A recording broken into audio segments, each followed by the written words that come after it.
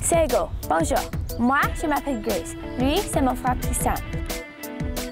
On vit sur la réserve d'Akwesasne, mais on va aller à Cornwall.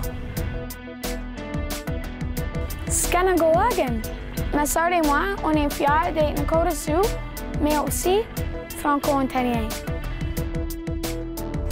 En plus de ça, on est chanceux. À chaque jour, on vit la culture Haudenosaunee. Voici une partie de l'histoire des gens de chez nous, les Haudenosaunee, le peuple chaleureux des maisons longues.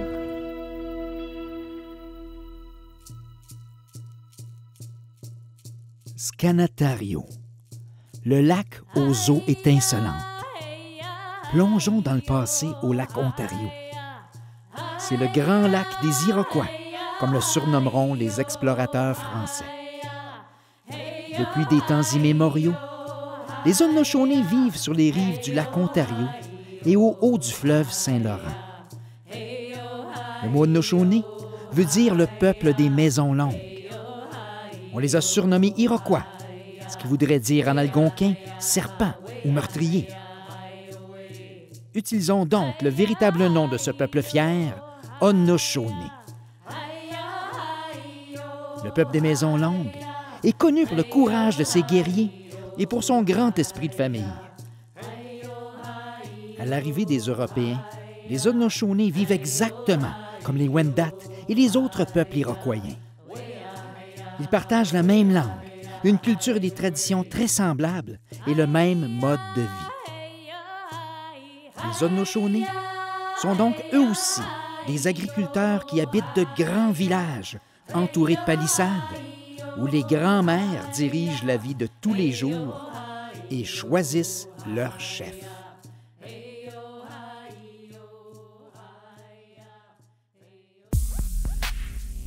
Voilà plus de 400 ans, 5 nations Haudenosaunee habitent au sud du lac Ontario et du Haut-Saint-Laurent. Les Tsonondowaga, surnommés Sénéca, les gens de la montagne. Les Cayuga, surnommés les Goyogouins, les gens du bord de l'eau. Les Onondaga, surnommés Onontagés, les gens du sommet de la colline. Les Oneida, surnommés les Oneyut, les gens de la pierre debout. Et enfin, les Ganugeaga, surnommés Mohawk, et Ani, les gens du silex. Depuis longtemps, ces 5 nations étaient en conflit. Le grand pacificateur, Deganawida, a rêvé de paix pour les unir. En 1570, un sage nommé Hiawatha les a convaincus de créer la Ligue des 5 nations. L'union fait la force.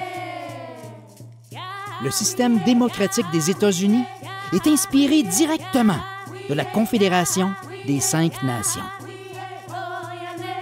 La démocratie de notre pays repose sur de très belles valeurs. Tout le monde a droit au bâton de la parole. On prend les décisions ensemble pour le plus grand bien des familles. Les Wendat, qui habitaient la grande région de Toronto, ont refusé de se joindre aux 5 nations. Ils se sont réinstallés près de la baie Georgienne. Ils laisseront leur surnom au lac Huron. Lors de l'arrivée des Français, d'autres peuples iroquoiens habitent près des Haudenosaunee. Les Ériés, le peuple du chat, vivent au sud du lac nommé en leur nom. Les Tionontati, le peuple pétain, cultivent le tabac à la péninsule Bruce et plus au sud. Les Adawandaron, le peuple neutre, occupent le bassin de la rivière Thames qui traverse le sud-ouest de l'Ontario. Avec le temps, ces 3 peuples disparaîtront, vaincus par les Haudenosaunee.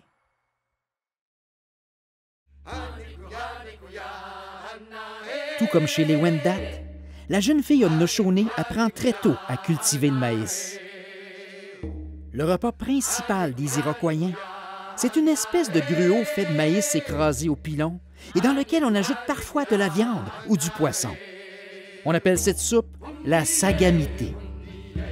La jeune fille Haudenosaunee apprend même à fabriquer de jolies poupées à partir des feuilles des épis. Tout comme les Anishinaabe, les Haudenosaunee sont de talentueux artisans. Femmes et filles confectionnent vêtements, accessoires et bijoux. Tout est fait à la main, avec patience et doigté. Le troc des fourrures avec les Européens fournit aux Autochtones des outils de fer qui faciliteront l'artisanat et les tâches quotidiennes. On surnommait les Français les gens de fer. Plusieurs Premières Nations minaient déjà le cuivre. Mais la puissance du fer va révolutionner toute leur vie. À partir de l'âge de 12 ans, le garçon Haudenosaunee poursuit sa quête de vision pour entrer dans le monde des hommes. Le jeune Haudenosaunee apprend à jouer fort, à la crosse, comme à d'autres jeux, tel le jeu du canard, qui est comme un jeu de quilles. Il développe son adresse, son sens de la stratégie, son endurance, sa capacité à travailler en équipe. Il aura besoin de tout ça pour survivre.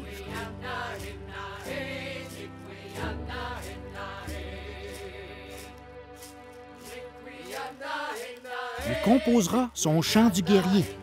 C'est le chant de sa vie qu'il chantera pour démontrer son courage s'il se retrouve au poteau de torture.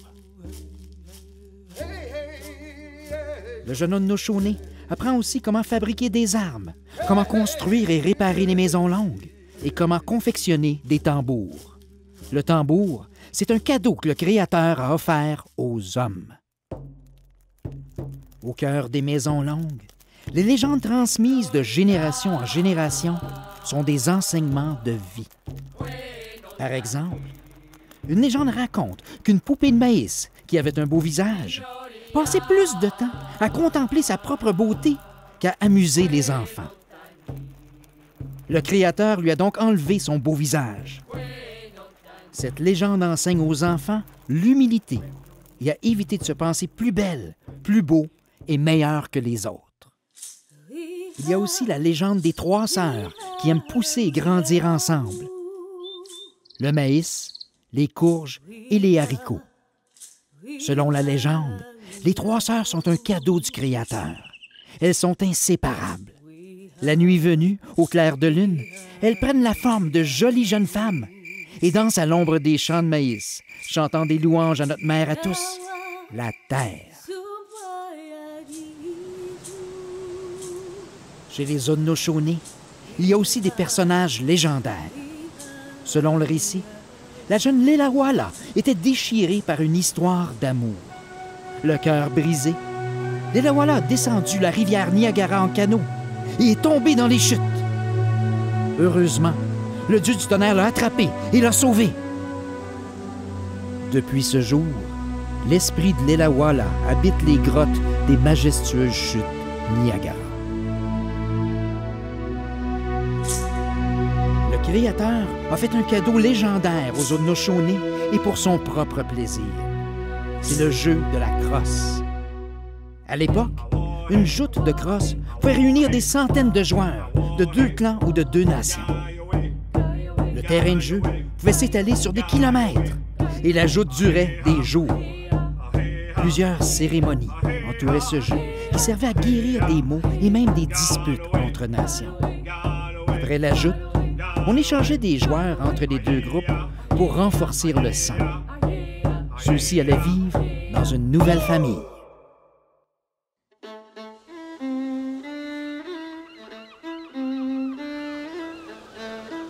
La relation entre les Iroquois et les Français a bien mal débuté. En 1534, Jacques Cartier est accueilli au Canada par le chef Donnacona. Cartier offusque le chef en plantant une croix pour prendre possession du pays.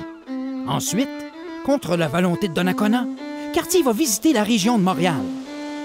Le chef lui pardonne et va même sauver les Français de la maladie du scorbut. Mais Jacques Cartier capture Donnacona pour le ramener en France, où il mourra.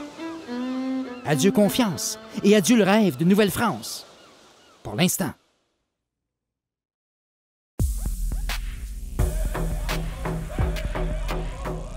« 70 ans après Cartier, les Français reviendront au pays avec Champlain pour s'installer dans les Maritimes, dans la vallée du Saint-Laurent et au nord des Grands Lacs. C'est le pays des Mi'kmaq, des Inuits, des Anishinaabe et des Wendat, avec qui ils deviendront amis. D'un autre côté, les Hollandais, les Anglais, viendront eux aussi explorer et s'installer dans le territoire voisin au sud. C'est le pays des Haudenosaunee, avec qui ils deviendront alliés. Ces deux clans se feront une compétition féroce pour la traite des fourrures et pour le territoire. Les vieux conflits entre Européens et entre Autochtones vont éclater en guerre qui durera pendant presque 100 ans.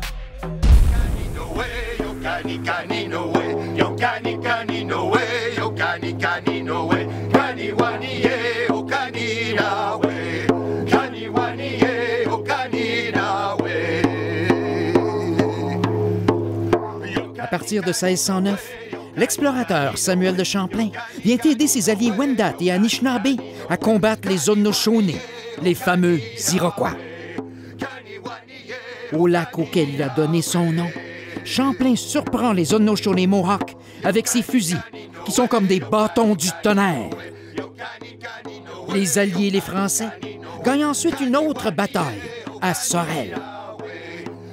Avec ses fusils, Champlain croyait peut-être imposer la paix aux Haudenosaunee par la force. Mais il a plutôt aggravé la guerre.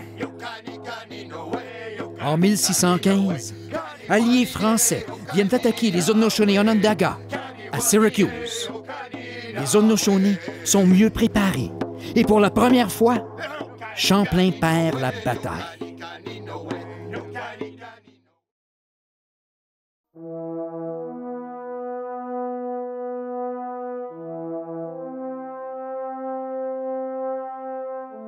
Pendant des dizaines d'années, les Haudenosaunee partent en campagne pour repousser les envahisseurs français et se venger de leurs ennemis autochtones.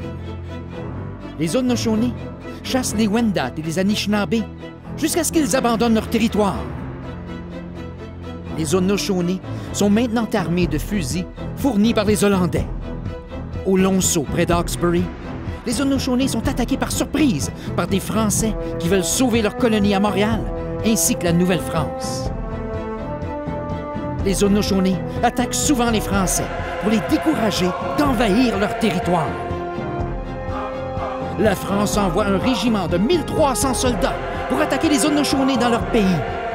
Ils brûlent leur village.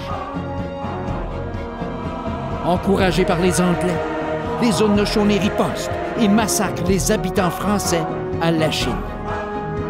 Cette longue guerre se terminera enfin en 1701 avec le traité de la Grande Paix à Montréal. Au cours des 300 dernières années, l'esprit de courage des Haudenosaunee et leur réputation de puissants guerriers va même sauver notre pays. En 1812, des milliers de soldats américains s'en venaient envahir le Canada. Plus d'une fois, ils se sont sauvés en courant d'une poignée de guerriers Mohawks qui sont devenus des héros. Dans notre histoire plus récente, la bravoure des Haudenosaunee a aussi beaucoup aidé à bâtir pays. Par exemple, les Mohawks de Kahnawake sont devenus de grands constructeurs comme leurs ancêtres qui grimpaient pour bâtir des maisons longues. Plusieurs sont morts courageusement en construisant le pont de Québec. Leurs nerfs d'acier ont facilité la construction de la tour CN à Toronto, se tenant debout sur des poutres d'acier à 1500 pieds du sol. Et ce sont encore ces braves qui ont installé la flèche au sommet du One World Trade Center à New York.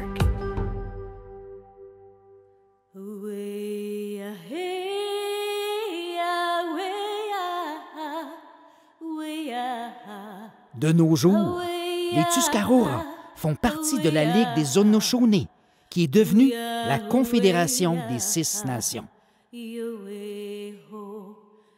En Ontario, on retrouve plusieurs communautés, dont par exemple les réserves Oneida de la Thames, près de Saint Thomas, Wata, près de Parry Sound, et celle des 6 Nations de la Grande Rivière, dont on voit depuis tantôt des images.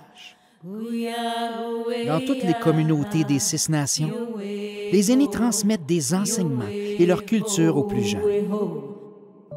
Il faut dire que partager la culture et la fierté Haudenosaunee n'est pas toujours facile. Un grand nombre d'aînés autochtones ont été enlevés de leur famille par le gouvernement du Canada lorsqu'ils étaient enfants. On les a placés dans des pensionnats pour Indiens, comme le Mohawk Institute à Brantford, qu'on aperçoit ici. On a essayé d'effacer leur culture, d'arracher leur identité, de les assimiler. Or, les Haudenosaunee savent protéger les droits de leur famille et mèrent la terre. Les Mohawks sont de fiers guerriers. Ils ont toujours été les gardiens de la porte de l'Est face aux envahisseurs. En plus des aînés, une nouvelle génération d'artistes célèbre la fierté de ses ancêtres qui vivaient dans les maisons longues. Visiter une réserve, comme celle ici de Tyendinaga à la baie de Quinte, c'est une aventure pour découvrir toutes sortes de trésors culturels. L'artisanat dans les postes de traite est fascinant.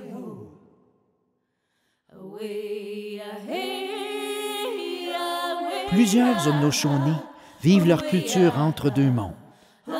C'est le cas des Mohawks de la communauté d'Akwesasne, tout près de Cornwall, tiraillés entre les frontières du Canada, de l'Ontario et des États-Unis. Faisons un arrêt à Akwesasne alors que la fête bat son plein.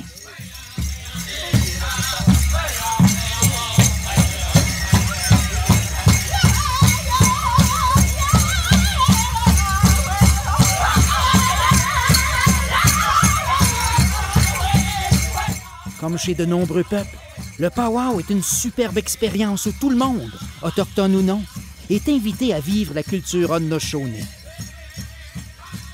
On découvre plein de musique, d'artisanat, de traditions et de nourriture typique. On admire les paniers d'écorce, comme les décoraient les grands-mères dans les maisons longues. Les hommes portent fièrement le gastowa, la coiffe de leurs ancêtres. Les plumes sont portées différemment pour chacune des 6 nations. Les gens du silex font revivre de très vieilles traditions, comme le démontre ce sculpteur de pointe de flèche. Les œuvres d'artistes nous expliquent les origines de la crosse et comment elle est devenue le sport national d'été du Canada. La crosse est sans doute l'ancêtre du hockey, notre sport national d'hiver. Tous les peuples sont invités dans les grandes danses de l'amitié, que ce soit les aînés comme les tout-petits. On est accueillis chaleureusement par l'esprit de famille des Haudenosaunee. Les gens de nombreuses nations vont s'y ressourcer, à partir des Mayas invités du Mexique, comme des Franco-Ontariens, telle l'animatrice métisse Julie Vachon qu'on aperçoit ici. L'esprit de partage des Haudenosaunee s'exprime aussi avec la danse de la couverture. Cette danse sert à ramasser de l'argent pour aider des familles dans le besoin.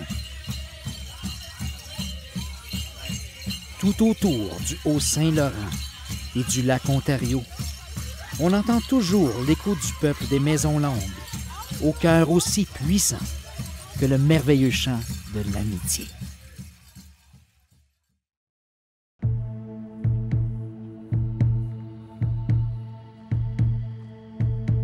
Moi, j'aime ça apprendre les mots Mohawk, comme les noms. Je trouve que ça, c'est important.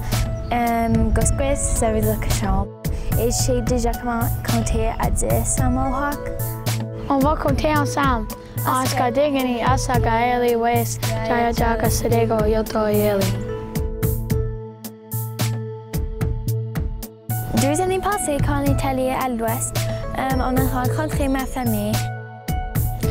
Mon père, il a reçu sa plume d'aigle, puis ça c'est important parce que ça lui amène beaucoup d'honneur. Ça veut dire qu'il est important. Puis ça l'a rendu vraiment beaucoup de joie quand il a reçu de notre famille. Moi, je joue pour l'équipe d'Akwesasne Storm et First Nations. Ça fait 2 années que je joue pour l'équipe d'Akwesasne et c'est mon première année pour jouer pour l'équipe de First Nations. Je joue de lacrosse depuis 6 ans. Moi, à mon école, je partage le sport de lacrosse avec tous mes amis. Je le marque le jour là que les Haudenosaunee jouent tout ensemble. Lacrosse est un medicine game parce que ça aide à te guérir. Ça aide avec ton endurance et tes muscles. Quand je joue à lacrosse, je sens libre, comme personne peut m'arrêter, puis j'aime comme courir, puis aider à mon équipe à faire des buts, puis j'aime gagner. Que tu viens d'ici ou d'ailleurs, toi aussi tu as des ancêtres autochtones. Parle-en avec tes parents, parle-en avec tes grands-parents. Yawa, Ona, merci, au revoir.